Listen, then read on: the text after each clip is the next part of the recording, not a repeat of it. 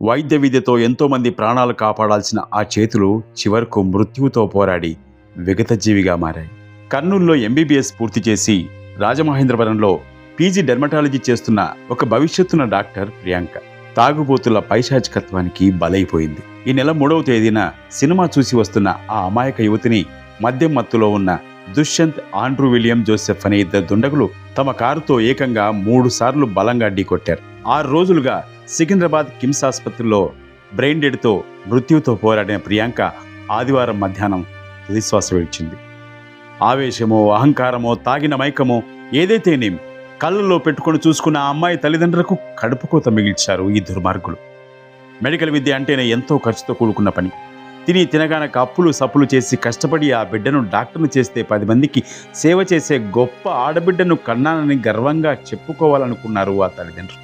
కానీ ఇలా ఆ తాగుబోతుల చేతిలో బలైపోతుందని ఊహించలేకపోయారు. 30 ఏళ్ల వయసు వచ్చే వరకు ఎంత ఖర్చులు, మా ఎఫర్ట్ అంతా, మా కష్టమంతా దారబోసి అమ్మాయికి చక్కగా చదువుకునే అమ్మాయి కాబట్టి సక్సెస్ అవుతారని చెప్పి మేము వాళ్ళకి అన్ని రకాలుగా చదివించుకొని ఫైనల్గా ఫలాలిచ్చే సమయం దగ్గరకు వచ్చే టైంలో మా ఆశలన్నీ అడియాసలు చేసి ఇట్లా జరిగిన తర్వాత మాకు ఎంత కడుపుకోత ఉంటుంది. ఏడ్చి ఏడ్చి నా కంట్లో నీళ్లు ఆవిరైపోయినాయి. నా కడుపులో కసి అంటే ఎంత బాధ ఉందో నేను తట్టుకోలేను. ఇంకా మీడియా ముందు ఏడవటంలో ఉపయోగం లేదని నాకు అర్థమైంది. ఏడ్చి ఏడ్చి నా కళ్ళలో నీళ్లు కూడా ఆవిరైపోయినాయి. సంఘటన జరిగాక ఎలాగోలా కోలుకుని తిరిగి వస్తుందనే ఆశతో ఎదురుచూసిన ఆ తల్లిదండ్రులకు ప్రియాంక మరణవార్త విని గుండెలు పగిలేలా రోధించారు. వారి సొంత ఊరు జోగులాంబ గద్వాల జిల్లా ఎక్లాస్పురం గ్రామం ఇప్పుడు తీరని శోక సముద్రంలో మునిగిపోయింది. కన్నబిడ్డను కోల్పోయిన ఆ తల్లిదండ్రుల రోదనలు చూస్తుంటే ఎవరికైనా కళ్ళు చెమర్చక మానవు. చంద్రబాబు నాయుడు గారు, మీకు ఆడపిల్లలు లేరా? మీకు కూతుర్లు లేరా? చెల్లెండ్లు అక్కలు మీకు లేరా? మీకు అసలు ఆడపిల్లల ప్రాణము పోతుందంటే ఏం సార్? ఒక్కసారి నా హాస్పిటల్గా మీరు అక్కడే వారం వారం వస్తారుగా హైదరాబాద్కి, ఒక పూట వచ్చి పలకరించలేరా, పరామర్శించలేరా? పవన్ కళ్యాణ్ గారు మీరు ఉప ముఖ్యమంత్రిగా ఉండి మీకు ఎంతో మంచి పేరుంది. ఇలాంటి బాధల్ని వింటే మీరు తట్టుకోలేరు. మీరు కూడా ఒక ఫోన్ లేదు, ఒక విజిట్ లేదు. ఏం సార్ ఇది? మీరు స్పందించాలి కదా సార్. ఇంత న్యూస్ స్టేట్ మొత్తం ఇంత మారు మోగిపోతుంది, ఇంత దారుణం జరిగింది, అమ్మాయిని ఇంత అన్యాయంగా చంపారని చెప్పి విన్న తర్వాత కూడా మీరు ఒక ఫోన్ చేయలేదు. ప్రభుత్వం నుంచి ఏ స్పందన లేదు. ఎడ్యుకేషన్ మినిస్టర్ గారు లోకేష్ గారు, మీరు కూడా ఎన్నో విషయాల్లో మీరు సహాయకంగా ఉంటారు, ప్రజల కష్టాలను అర్థం చేసుకుంటారు. మరి మా పట్ల ఈ మెడికల్ విద్యార్థిని తన అందమైన జీవితం కళ్ళ ముందు ఇక మేము చూడబోతున్నప్పుడు మా అందమైన కళల సౌధం మా తల్లిదండ్రుల కళ్ళెదుటే కూలిపోతే మా కడుపుకోత ఎంత ఉందో మీకు అర్థం కాలేదా సార్? మీరు స్పందించండి సార్.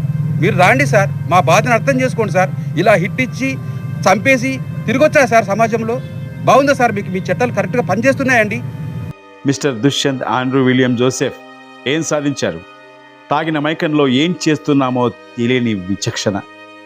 ఇదే మీ ఇంట జరిగితే, ఇదే స్థానంలో మీ ఇంట్లో వాళ్ళు ఉంటే ఊహించుకోండి. మీరు కూడా ఒక ఇంటి బిడ్డలే. ఇప్పుడు మీరు చేసిన దుశ్చర్యతో మీతో పాటు మీ కుటుంబానికి గుండెకోతే కదా. ఇప్పుడు చట్టం విధించే శిక్షతో జైలు గోడల మధ్య నలిగిపోతారు. మీరు పుట్టినప్పుడు ఎంతో సంతోషించిన మీ తల్లిదండ్రులకు మీరిచ్చే గొప్ప బహుమానం ఇదేనా? ఇప్పుడు మీతో పాటు వాళ్లకు పెద్ద శిక్షే కదా. మద్యం తాగి రోడ్ల మీద విచ్చలవిడిగా తిరుగుతూ రాక్షసులుగా మారే ప్రతి ఒక్కరికి ఇదొక హెచ్చరిక. ఇలాంటి తాగుబోతు వెర్రి చేష్టలకు, మత్తు డ్రైవింగ్లకు ఇంకెన్ని ప్రాణాలు బలి కావాలి? ఇప్పటికైనా మీ పద్ధతి మార్చుకోకపోతే సమాజం మిమ్మల్ని క్షమించదు. ప్రియాంక, నీ వర్ణం తెచ్చిన ఈ గుండెకోత సమాజానికి ఒక తీరని హెచ్చరిక. అమాయకురాలైన ప్రియాంకను పుట్టన పెట్టుకున్న ఈ దుష్టులకు ఎలాంటి శిక్ష వేయాలి? మీరే చెప్పండి.